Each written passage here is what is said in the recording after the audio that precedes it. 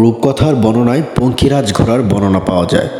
ডানা বিশিষ্ট যে ঘোড়া মুহূর্তে দূর দূরান্তে পৌঁছে যায়। পৃথিবীর ইতিহাসে এমন কোনো ঘোড়া কি কখনো ছিল? বলা হয় সুলাইমান আলাইহিসসালামের ঘোড়ার ডানা ছিল, কিন্তু এমন দাবির পক্ষে কোনো প্রমাণ আছে কি? উত্তর হলো সুলাইমান আলাইহিসসালামের ঘোড়ার ডানা ছিল এমন কোনো প্রমাণ কোরআন ও হাদিসে পাওয়া যায় না। তবে কোরআনের নিম্নোক্ত আয়াতের ব্যাখ্যায় কোনো তাফসীরবিদ এমন দাবি করে থাকেন। পবিত্র কোরআনে এরশাদ করেছেন, আমি দাউদকে দান করলাম সুলাইমান, সে ছিল উত্তম বান্দা এবং সে ছিল অতিশয় আল্লাহমুখী।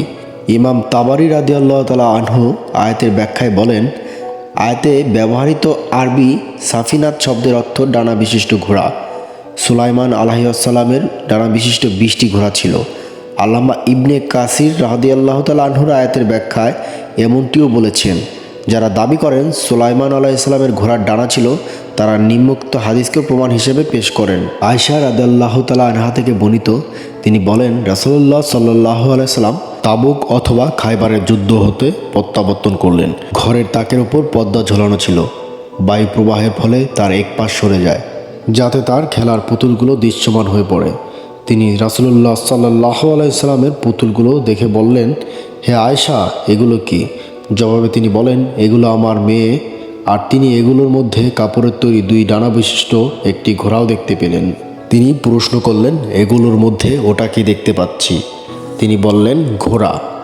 রাসূলুল্লাহ সাল্লাল্লাহু আলাইহি সাল্লাম বলেন, তার উপর ওটা কি? তিনি বললেন, 2টো পাখা। তিনি বললেন, এ আবার কেমন ঘোড়া যার পাখা আছে? আমি বললাম, আপনি কি শুনেননি যে সুলাইমান আলাইহিস সালামের ঘোড়ার কয়েকটি পাখা ছিল? আয়েশা রাদিয়াল্লাহু তাআলা আনহা বলেন, একথা শুনে রাসূলুল্লাহ সাল্লাল্লাহু আলাইহি সাল্লাম হেসে দিলেন, যাতে আমি তার সামনের সারির দাঁত দেখতে পেলাম। তবে আয়েশা রাদিয়াল্লাহু তাআলা আনহার বাক্য, আপনি কি শোনেননি যে সুলাইমান আলাইহিস সালামের ঘোড়ায় কয়েকটি পাখা ছিল? এই বিষয় দ্বারা পরিষ্কার বোঝা যায় যে তিনি বিষয়টি রাসূলুল্লাহ সাল্লাল্লাহু আলাইহি সাল্লামের কাছ থেকে শুনেননি। এটা স্পষ্ট যে তিনি বিষয়টি মদিনার ইহুদি সম্প্রদায়ের কাছ থেকে শুনেছিলেন। অন্যদিকে হয়তো সুলাইমান আলাইহিস সালামের ঘোড়ার ডানা থাকা বা না থাকার ব্যাপারে ওহী অবতীর্ণ না হওয়ায় নবীজি সাল্লাল্লাহু আলাইহি সাল্লামের বিষয়ে মন্তব্য করা থেকে বিরত থাকেন। ইসলাম ও শরিয়াতের মূলনীতি হলো আহলে কিতাব তথা ইহুদি ও খ্রিস্টানের পূর্ববর্তী নবী রাসূলের যেসব ঘটনা বর্ণনা করে, সেগুলোর ব্যাপারে ওহী অবতীর্ণ না হলে মুসলমানেরা সে বিষয়ে চুপ থাকবে। রাসূলুল্লাহ সাল্লাল্লাহু আলাইহি সাল্লাম বলেন, তোমরা আহলে কিতাবকে বিশ্বাস করো না, আবার অবিশ্বাসও করো না। যেহেতু সুলাইমান আলাইহিস সালামের ঘোড়ায় ডানা থাকা বা না থাকার বিষয়ে কোরআন ও হাদিসে স্পষ্ট কোনো বর্ণনা পাওয়া যায় না, তাই এই বিষয়ে চুপ থাকাই উত্তম। এমন বিষয় সামনে এলে মুমিন বলে, আল্লাহ ভালো জানেন।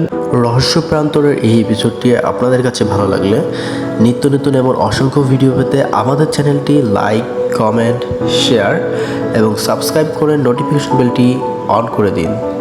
ধন্যবাদ। আল্লাহ হাফেজ।